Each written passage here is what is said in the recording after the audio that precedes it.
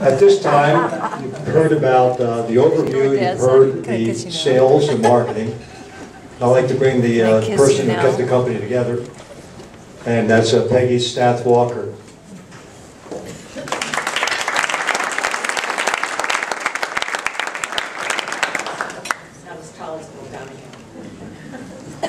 Well, I was hired by Gorman Publishing in July of 1974, and I had grueling interviews. The first person I had to interview with was Shirley Goglanian. And those of you who don't know Shirley, I can tell you she was Bill and John's capo. After I got through that interview, I had an interview with Bill Gorman, and then I had another interview with Bill Gorman. And I finally got passed along to Fran Belshaw, who was the editor of the new magazine they had, and she hired me. So, back then, I took the job for $10,000 a year. And no bonus, no commission, and I was thrilled. I was 24 years old. Don't everybody do the math. I was 24 years old, and I was the 24th employee at Gorman Publishing.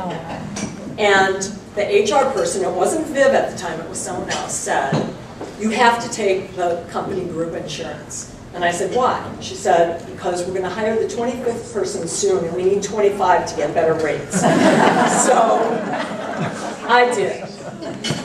But it was an incredible time to be at Gorman. Bakery production, marketing, sales were going fabulous, and I was on the magazine that was the new kid on the block.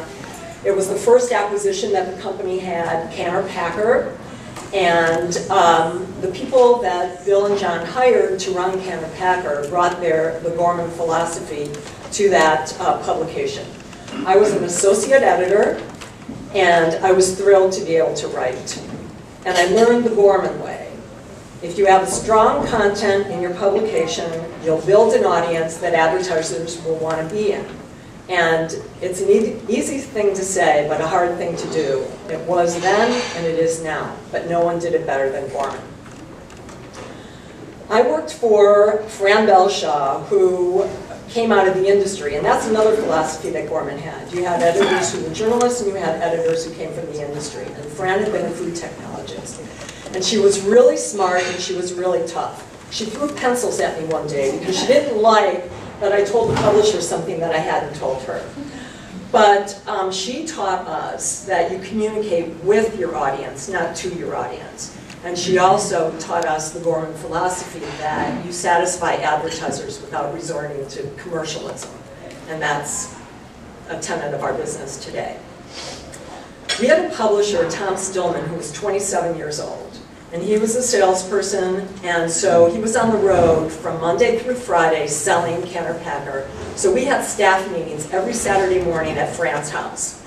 And it was great, we loved it.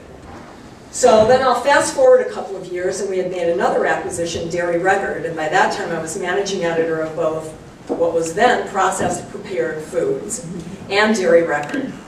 And it was a really great time. Again, the company was growing and it was fabulous, and I really loved it until I found out that Fran hired an associate editor for $15,000 a year, and I was making $13,000 a year.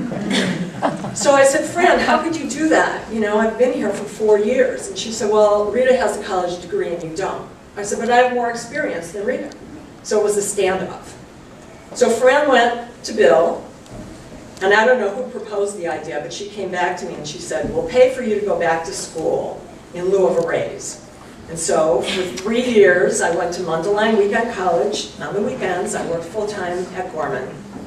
And I got my degree in business. So thank you, Bill. It was great.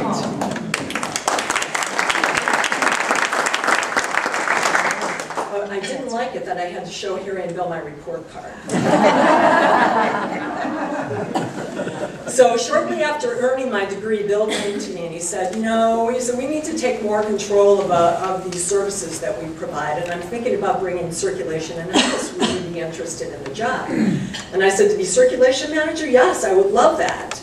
And he said, well, you're going to have to compete for it because I'm going to be talking to all these expert circulation directors that are out in the industry, and you'll have to prove to me that you'll be the better one for the job.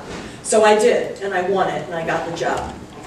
So Bill raised my salary to $26,000 a year, and he said, I don't want to ever hear that you feel underpaid or underappreciated again. And I never did. So thank you, Bill. Now imagine this. I've been in this little cocoon editorial working for one publisher, and now I'm working for Harry, Bill Donahue, Dave Coulter. Not, like they're not demanding. And then in the background, you have Bill and John Gorman who can dissect a circulation statement in a nanosecond. So all of a sudden I have my goals. We want this number in this cell, this number in this cell, this number in this cell. It's like, okay, we'll try to do it. So we did. And because we have that competitive spirit too. And we could not wait for the competitors' statements to come out because we knew we always killed them. Even if it was by one, we did. We had the best statements. As the department got bigger, Merrill joined us, and Merrill and I can remember working hours upon hours to get those statements to BPA, meeting all the goals that these guys set for us. And it was great. It was really great. Then a few years after that, Bill decided he had too many direct reports, I think 13 or 15 or something like that. He promoted me to director of operations.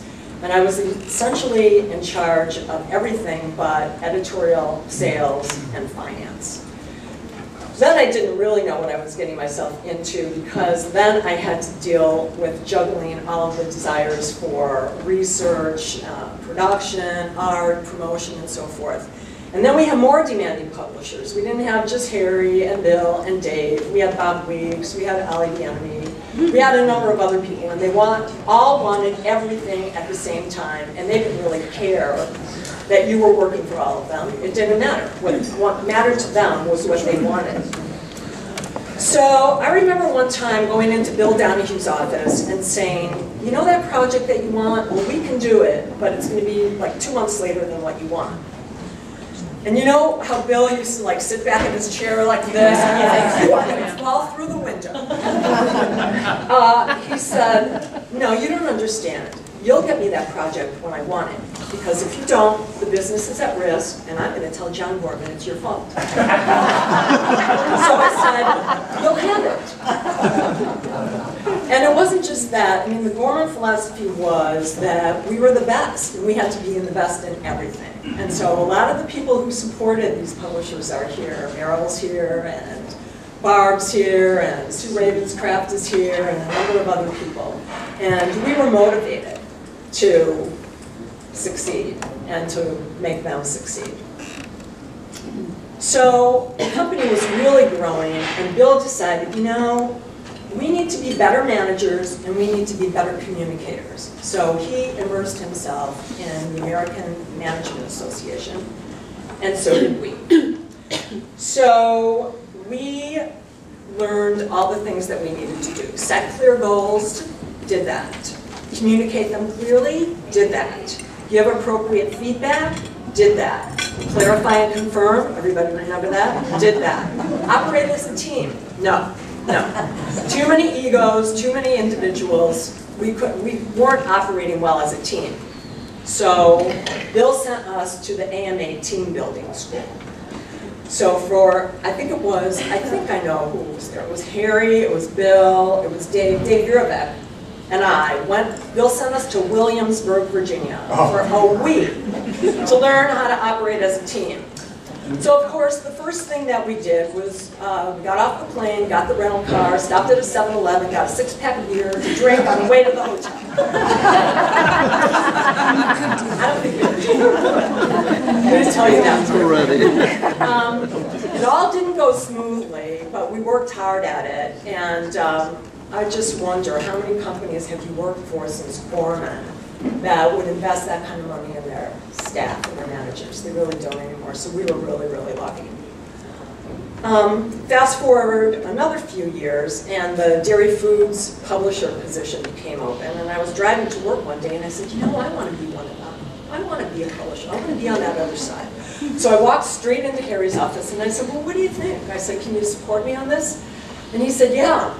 So it took me about a month to get up the courage to go in and talk to Bill about it. And he just looked at me, and he asked me a few questions. He said, I'll think about it. And a few weeks later, he came back and he agreed. So again, another wonderful opportunity. Thank you. So Bill, just like Harry said, and just like Bill Donahue said, you taught us all everything.